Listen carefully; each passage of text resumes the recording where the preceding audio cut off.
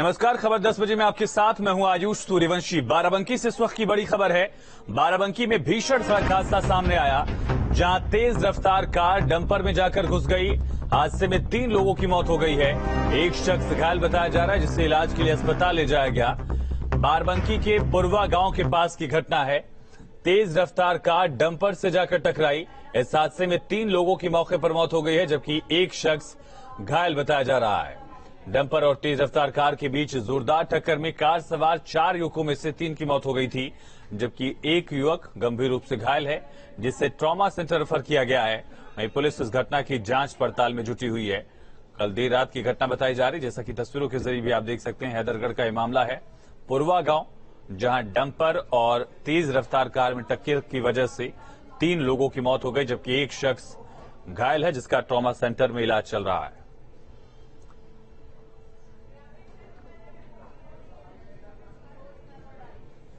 बरेली से बड़ी खबर है। बीजेपी ज्वाइन करना मुस्लिम महिला को भारी पड़ गया है। निदा खान को परिवार समेत समाज से बेदखल कर दिया गया। सगे संबंधियों की शादी निकाह में जाने पर पाबंदी लगा दी गई है। बीजेपी छोड़ने का दबाव बनाया जा रहा है। निदा खान के तहरीर पर मुकदमा दर्ज किया गया। बड़ी और अहम खबर है इस वक्त की। निदा खान की तहरीर पर मुकदमा दर्ज किया गया है। बरेली से इस वक्त की बड़ी खबर है। बीजेपी ज्वाइन करना मुस्लिम महिला को भारी पड़ गया। निदा खान इस महिला का नाम बताया जा रहा है, जिस पर समाज से बेदखल किया गया है। इसे परिवार से बेदखल कर दिया गया है। सगे संबंधियों की शादी, निकाह और किसी भी तरह के फंक्शन में जाने पर पाबंदी लगाई गई है, और साथ ही बीजेपी छोड़ने को लेकर लगातार दबाव डाला जा रहा है। 3 तलाक की लड़ाई लड़ने वाली आला हजरत हेल्पिंग सोसाइटी के अध्यक्ष निदा खान को एक बार फिर से विरोध का सामना करना पड़ा। मुस्लिम समाज के लोगों ने निदा के बीजेपी ज्वाइन करने पर शादी समारोह में आने पर पाबंदी लगा दी है। अपने परिवार के साथ शादी समारोह में पहुंची निदा को देखकर बीजेपी छोड़ने के नारे लगाए गए। वहीं समाज के ठेकेदारों ने निदा और उनके परिवार को समारोह में जाने पर पाबंदी लगा दी। पुलिस को दी तहरीर में निदा ने खुद और परिवार पर जानलेवा हमले का आरोप भी लगाया है।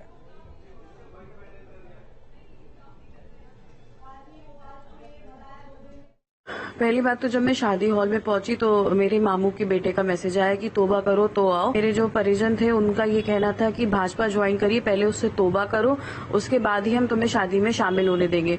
इन सब बातों के चलते हुए मैंने उनको समझाई बात की ऐसा इसमें क्या है, तो वो कह रहे हैं कि भाजपा एक नॉन मुस्लिम पार्टी है, वो मुसलमानों की दुश्मन है और तुमने वो पार्टी ज्वाइन कर ली तो तुम्हें इससे तोबा करनी पड़ेगी।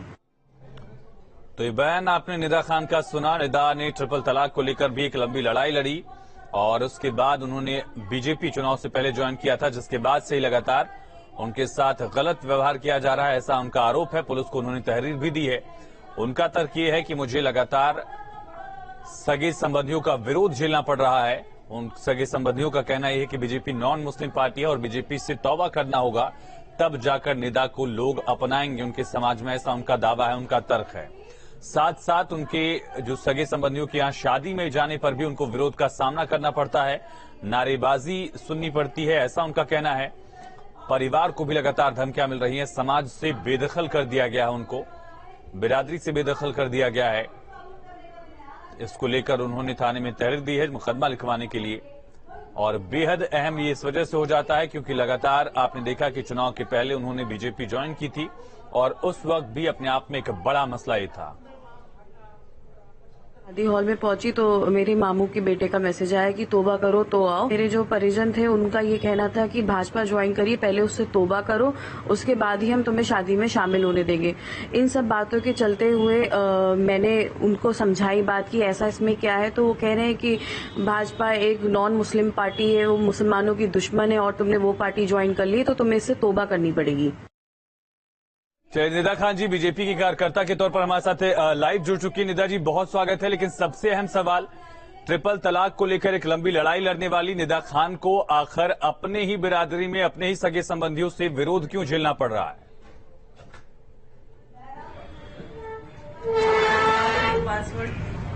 चलिए ठीक है, फिर से हम कनेक्ट करने की कोशिश करेंगे, लेकिन एक बड़ा पहलू यह है कि निदा को लगातार विरोध सुनना पड़ रहा है, विरोध के स्वर सुनने पड़ रहे हैं। परिवार को लगातार धमकियां दी जा रही हैं, और बीजेपी के प्रवक्ता आलोक अवस्थी जी हमारे साथ जुड़ चुके हैं। आलोक जी, बेहद अहम हो जाता है। एक महिला जो बीजेपी ज्वाइन करती है इस वजह से कि वो मुस्लिम है, उसके परिवार के लोग, उसके सगे संबंधी उसका विरोध करते हैं, उसके शादी में जाने पर, निकाह में जाने तक पर पाबंदी लग जाती है। कैसे देख रहे हैं इसको? निदा खान भी एक भारत के नागरिक है और उनके वही अधिकार हैं जो उनके समाज के अन्य लोगों को है, और पूरे देश में सबके नागरिक अधिकार बराबर है। निदा खान अपनी मर्जी से किसी भी पार्टी को वोट दे सकती, किसी भी पार्टी को समर्थन दे सकती और वो संविधान के तहत कोई भी कार्य कर सकती है। और जो भी इससे बाधा बनेगा, निदा खान जी अगर शिकायत करेगी तो कानून के दायरे में जिन लोगों ने उनको परेशान किया होगा या जिन्होंने उनको प्रताड़ना दी होगी उसके खिलाफ कार्रवाई की जाएगी।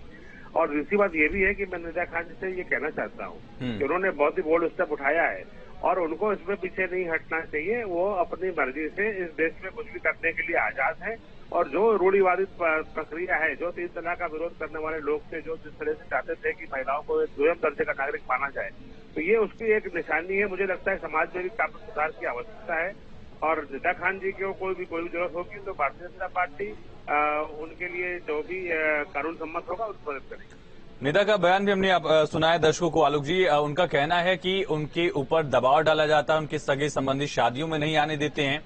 यहां तक कहा जाता है कि बीजेपी एक नॉन मुस्लिम पार्टी है, अगर बीजेपी में तुम रहोगी तो फिर शादी में नहीं आ सकती हो, बीजेपी से तौबा करोगी तब शादियों में आ पाओगी। देखिए, भारतीय जनता पार्टी ने कभी भी किसी के साथ कोई भेदभाव नहीं किया है।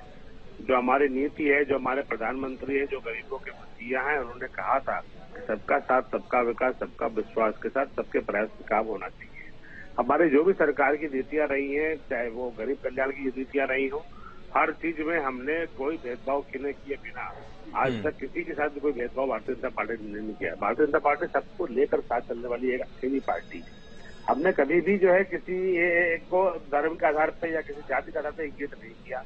जो भी सरकारी योजनाएं थी सबको बराबर से लाभ दिया।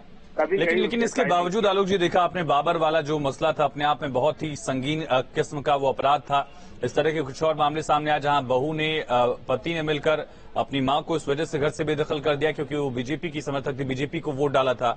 निदा खान का मैटर अपने आप में अहम है क्योंकि कांग्रेस को समर्थन मौलाना तौकीर रजा ने दिया था और उन्हीं की बहू है। लगातार जो बयान तौकीर रजा के रहे हैं वो आपने सुने होंगे, कई बार देश विरोधी तर्क उनकी तरफ से आते रहे हैं। ऐसी मानसिकता कैसे बदलेगी? लेकिन आप कार्रवाई तो कर देंगे।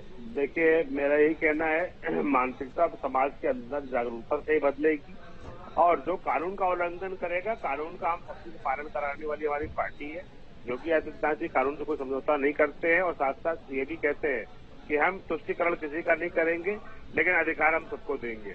तो जाहिर सी बात है कि लोगों को ये समझना चाहिए कि भारतीय जनता पार्टी की सरकार में शुचिता और सुशासन कि हम जो है सरकार चलाते हैं।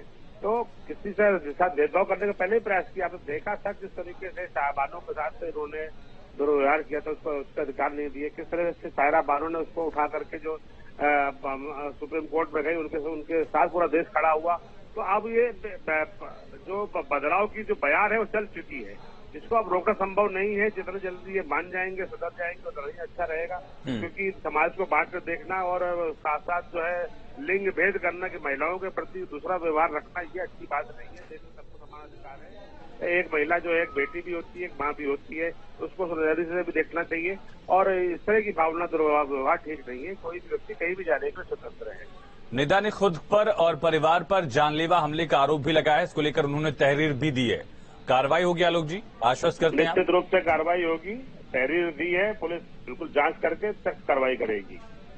क्या ये जो मानसिकता है इसमें मौलाना तौकीर रजा जैसी सोच के लोगों का भी एक बड़ा अहम जिक्र लाजमी सा हो जाता है? उनका भी योगदान कहीं न कहीं गलत तरीके से होगा?